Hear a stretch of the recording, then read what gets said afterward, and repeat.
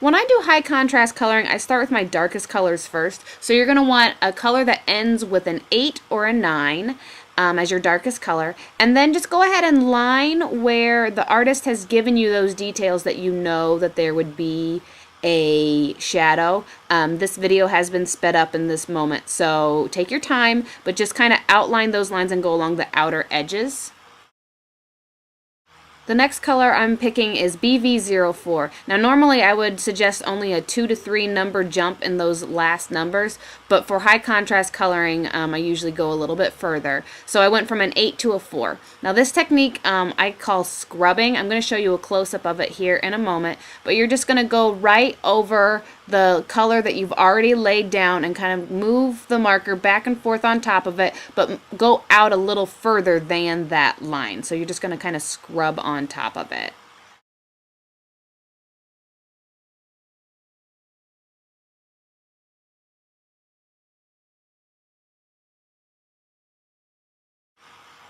The next number I'm picking is a BV01. BV00 would work as well. Here's our close-up shot. Now this is what I mean by scrubbing. This is shown in real time. So you're just going to kind of work on top of that color and move it out a little bit, but make sure that you are going all the way to the edge to make sure that you're getting a really good blend and pushing some of that darker color away a little bit.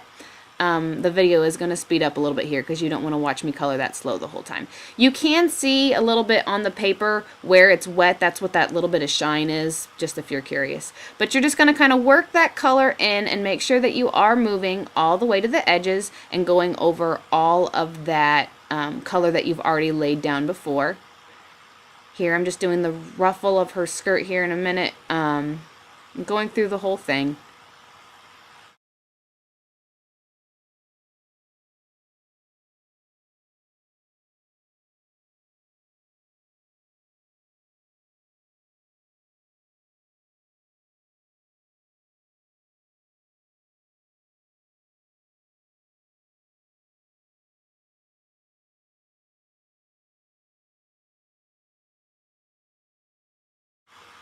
In high contrast coloring, it's very important to have some very light colors. So this is BV000, and I'm just going to kind of slowly go over that line where there's color to white paper. Start there. Here where there's no color, I'm kind of doing a feather technique where you're just kind of flicking down so that way your marker lifts off the paper and you don't have a harsh stop line. But sorry you can't see what I'm doing here, but I'm just going over that area again, you know, starting on the edge first and then moving the color back into where there is other colors. Here I'm just going on the ruffle, filling that in that white spot all the way down.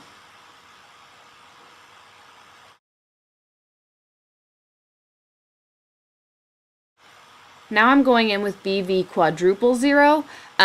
This is just to really get it faded out as much as you can. Again, work even that lightest color all the way to the edge of your darkest color. That's going to push some of that color into those crevices, or what would be crevices if this was actually 3D, and it's really going to get you the blend. If there is a spot like over here that maybe you didn't have any white but you want to lighten it up a little bit, you can use that quadruple 0 to lighten it up a little bit there rather than using the colorless blender, because that will leave a little bit of color rather than removing it all.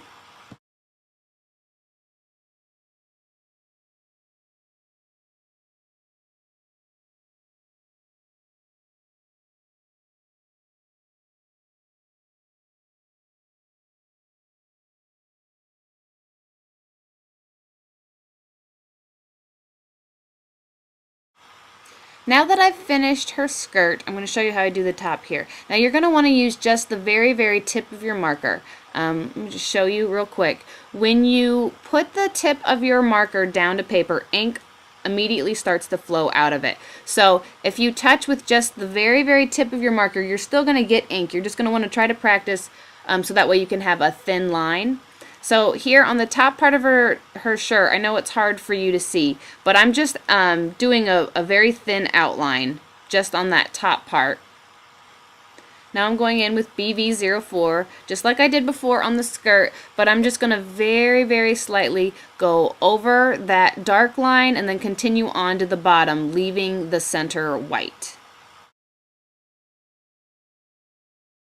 Now since this is a small space, I'm going to skip BV01 entirely and go straight to my quadruple zero, just filling it in.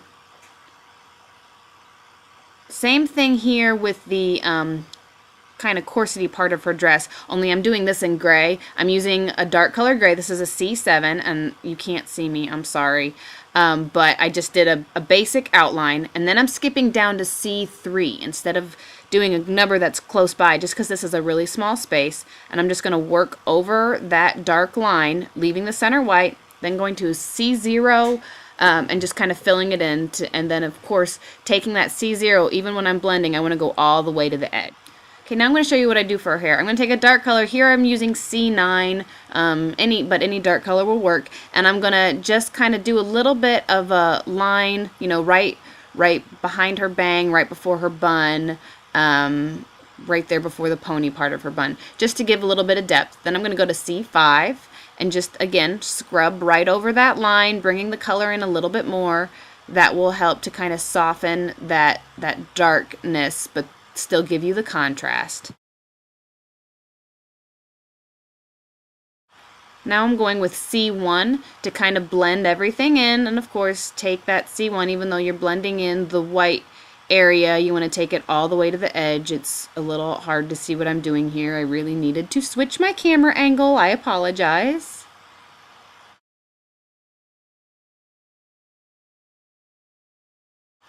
Okay, now we're going to do her skin. I forgot to show you the lid of the marker, but I'm using E21.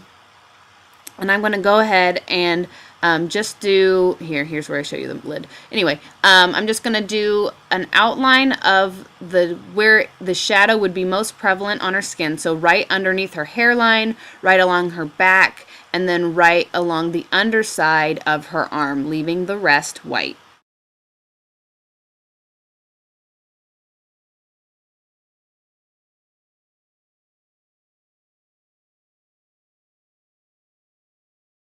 Now I'm going to go in with E00, which is my favorite skin tone, and I'm going to work right over that E21 line, but I'm also going to go ahead and line where I didn't line before, so like the upper side of her arm, you know, the edge of her face along her nose, which I'll show you here in a moment, but then we'll still leave the center white.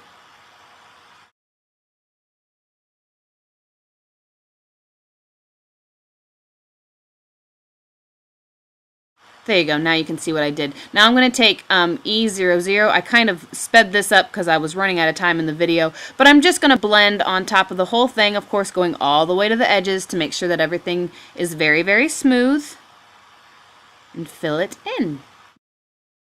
Now her cheek is simple. I just took a pink, circled around the edge of her, you know, of that circle in her cheek, and then I'm going to go in with the colorless blender and just kind of dot in there to make sure that I don't have a harsh line of where that circle is.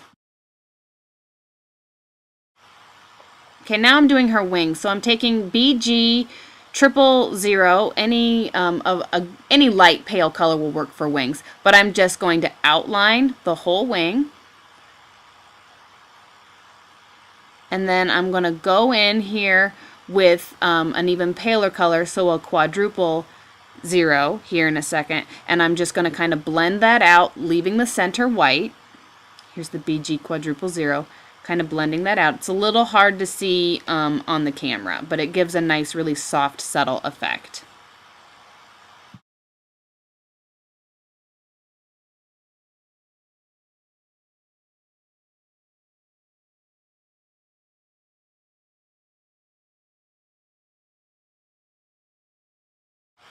I just realized I missed her collar, so I'm going to take BV08 and just go along the edges because this is a really small area. And instead of even going to BV04, I'm going to skip all the way down to BV01 and just kind of soften up that contrast part. Since it's just such a small area, you want to skip more numbers. I still left the center white. I'm going to go in with my quadruple 0 and just kind of blend that together real quick. So that is our high contrast coloring. Thanks so much for watching, and I hope you give it a shot.